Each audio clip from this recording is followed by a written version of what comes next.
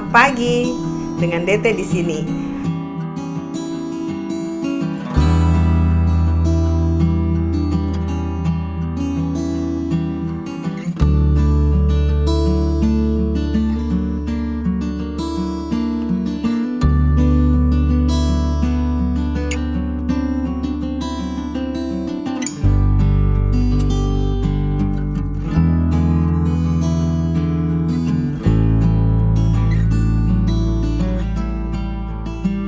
Kali ini kita akan membahas kembali tentang packaging karena begitu banyaknya permintaan online tentunya akan berakibat dengan bagaimana packaging itu supaya akhirnya barang yang dipesan sampai dengan selamat kepada pemesan.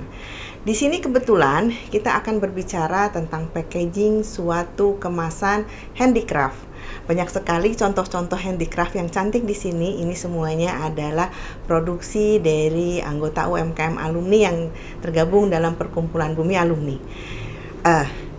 Salah satu yang harus kita ingat adalah teori dari packaging itu sendiri. Kita mengenal 3 hal. 1, kemasan primer, kedua, kemasan sekunder, dan yang ketiga, kemasan tersier. Kita akan mengambil salah satu contoh daripada produk UMKM alumni, yaitu ini adalah mukena ya. Mukena cantik.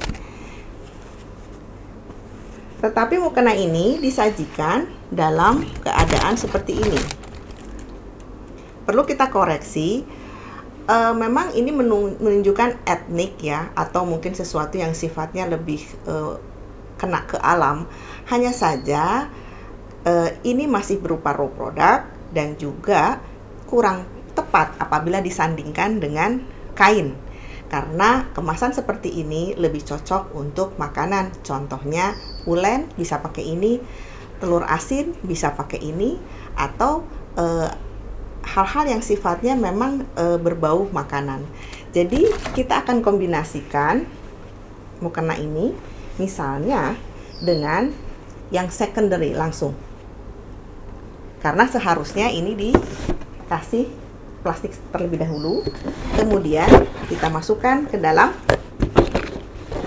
box, di mana box ini akan menjaga produk supaya tidak tergoncang.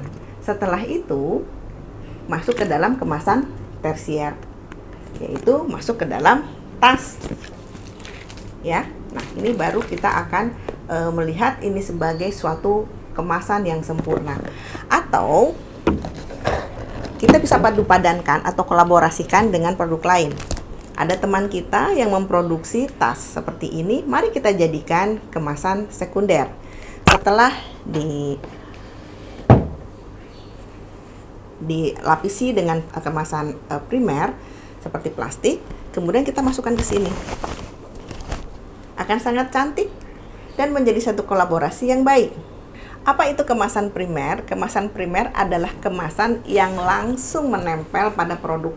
Biasanya yang kita pakai adalah plastik atau kertas telur ya, atau kertas minyak yang sifatnya untuk mengcover supaya tidak kena kotoran atau hal-hal yang kurang diinginkan. Kemudian kemasan sekunder bisa juga seperti ini, kotak, atau bisa juga tas. Tas ini bisa langsung menjadi sekunder plus tersier kalau memang langsung mau dibawa. Akan tetapi apabila ini masuk ke dalam tas lagi atau masuk ke dalam kotak lagi supaya akhirnya terdelivery dengan aman, tidak kena goncangan yang mengakibatkan kerusakan dari produk, itu bisa mempergunakan kemasan tersier. Yang paling mudah adalah ini contohnya. Ini adalah satu kerajinan tangan berupa masker. Masker ini ditutup plastik. Plastiknya merupakan kemasan primer. Kemudian dimasukkan ke dalam box. Box ini untuk menahan goncangan supaya ini tidak melewat-melewat begitu ya. Nah, ini namanya kemasan sekunder. Kemudian kita masukkan supaya pembeli senang, kita masukkan ke kertas yang sudah kita sediakan sedemikian rupa, jadilah ini kemasan tersier. Jadi begitu barang diterima oleh pemesan, pertama dia akan menerima ini, kemudian dia akan melihat adanya box cantik, dan terakhir adalah kemasan yang isinya langsung bersinggungan dengan barang itu sendiri.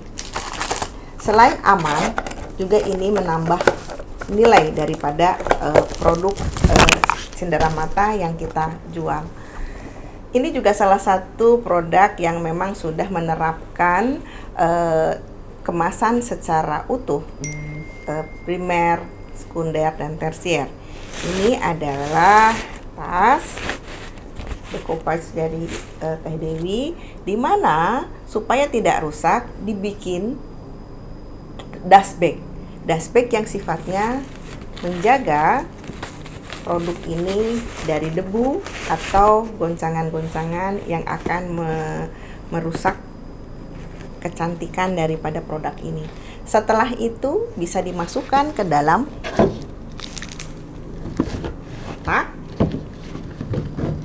dikasih pita, kemudian kita hantarkan dengan tasnya.